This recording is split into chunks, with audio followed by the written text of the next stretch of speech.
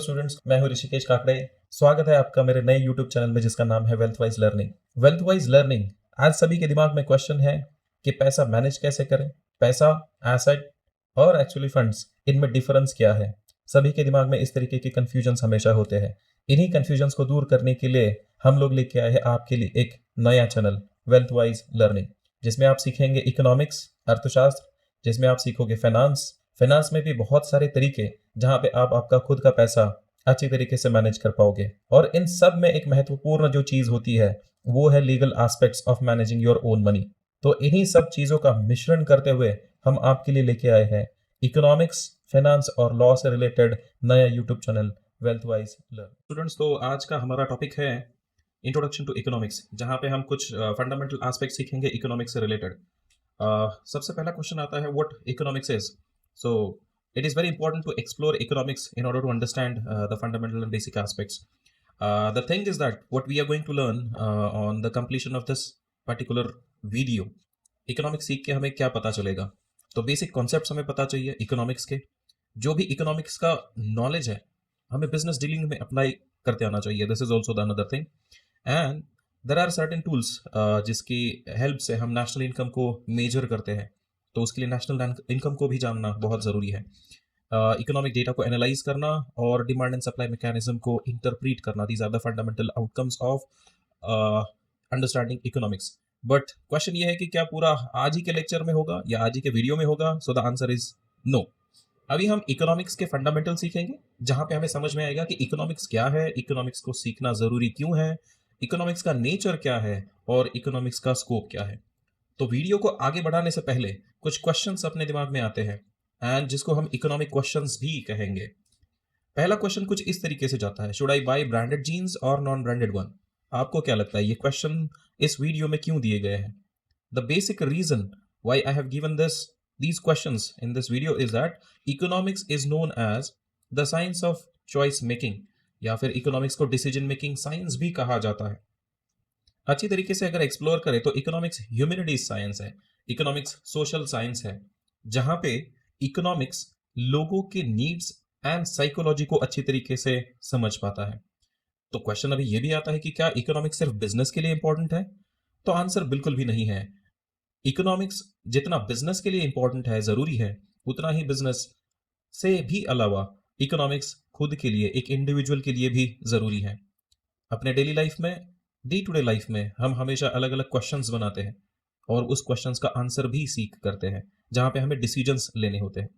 अगर मैं पहला क्वेश्चन रीड करूं, that is should I buy branded jeans और नॉन ब्रांडेड वन, यहां पे आपको एक कॉमन चीज देखने को मिलेगी कि there are certain choices given to us and how we are going to buy either a branded jeans और non branded one. So we need to have certain resources and by default यहां पे हमारे पास जो resources है वो है money. अभी question ये भी आता है कि क्या मनी एम्पल अमाउंट में अवेलेबल है? तो answer is no, because there are certain regulations to print and to have money with us, and इसीलिए इनकम इनइक्वालिटीज भी हमें देखने को मिलती है। The second question talks about should I save for summer holiday और spend more on day to day living. यहाँ पे अगर आप अंडरलाइन रिसोर्स देखते हो तो that is time. Summer holiday के लिए भी कुछ टाइम लगेगा और डे टू डे लिविंग के लिए भी कुछ टाइम हमारे पास लगेगा। We are choosing out of the two options. तीसरा क्वेश्चन हमें बताता है कि क्या मैंने यूनिवर्सिटी में एडमिशन लेना चाहिए या फिर मैंने तुरंत जॉब करना चाहिए। फिर से यहाँ पे टाइम कंस्ट्रेंट्स के बारे में हम बात कर रहे हैं। अगर हम यूनिवर्सिटी के साथ जाते हैं तो हमें जॉब जो है वो सैक्रिफाइस करना पड़ेगा, और अगर मैं जॉब सेलेक्ट करता हूं तो मैं यूनिवर्सिटी में एडमिशन नहीं ले सकता। मतलब यहाँ पे एक कोई भी ऑप्शन का सिलेक्शन दूसरा ऑप्शन रिजेक्ट कर रहा है, सिंपल लैंग्वेज में। द सेम क्वेश्चन अपीयर्स कि क्या गवर्नमेंट ने इंफ्रास्ट्रक्चर पे स्पेंड करना चाहिए या फिर डिफेंस डिपार्टमेंट पे स्पेंड करना चाहिए। अगर गवर्नमेंट इंफ्रास्ट्रक्चर पे स्पेंड करता है तो डिफेंस पे स्पेंड करना गवर्नमेंट के लिए मुश्किल बन जाएगा। And underlying limitation once again is the scarce resources and that is money. इन क्वेश्चन से हमें समझ में क्या आता है कि कुछ जो रिसोर्सेस है जिनके बारे में हमने यहाँ पे बात की है, जैसे money as one of the resource, land as one of the resource, time as one of the resource, water as one of the resource. So ये सब रिसोर्सेस लिमिटेड फॉर्म में अवेलेबल होते हैं इंडिविजुअल को भी और सोसाइटी को भी। बट दूसरा प्रिंसिपल हम यहां से डिराइव करते हैं वो ये कि इन रिसोर्सेस को हम अल्टरनेटिवली यूज भी कर सकते हैं। अगर मैं इकोनॉमिक्स का फॉर्मल डेफिनेशन दे दूं तो वो क्या होगा कि economics is a science of a choices, economics is a science of a decision making. And इसीलिए हर एक क्वेश्चन में हमने देखा कि there is a choice and we have to make और we have to select the best option out of the given choices. The same thing happens with the economics as well. So moving ahead, ये सब question समझने के बाद हमें इतना तो पता चल जाता है कि चॉइसेस जरूरी क्यों है, why we need to select only one option and why we cannot go for more than one option or a two option. So scarcity is the underlying principle of economics that we have to understand. Human wants are unlimited. मुझे एक ही resources के साथ सब चीजें अगर लेनी है तो that is completely impossible, and वो हमने क्वेश्चंस के थ्रू देखा ही है। सिंपल लैंग्वेज में या फिर एक बहुत ही आसान सा मैं एग्जांपल आपको यहाँ पे दे दूं। Say for an example I have 3 hours. Now it is up to me कि whether I should watch a movie by going to the theater or I should rest in my flat or in my house. यहाँ पे 3 hours is the underlying scarce resource. अगर मैं एक option select करता हूँ, if I select movie as the option, so मैं rest नहीं कर सकता, एंड अगर मैं रेस्ट करूँ तो मैं बाई डिफॉल्ट थिएटर में जाके मूवी नहीं दे सकता। This is what the basic principle studying of studying the economics. तो ये हमें समझना जरूरी है।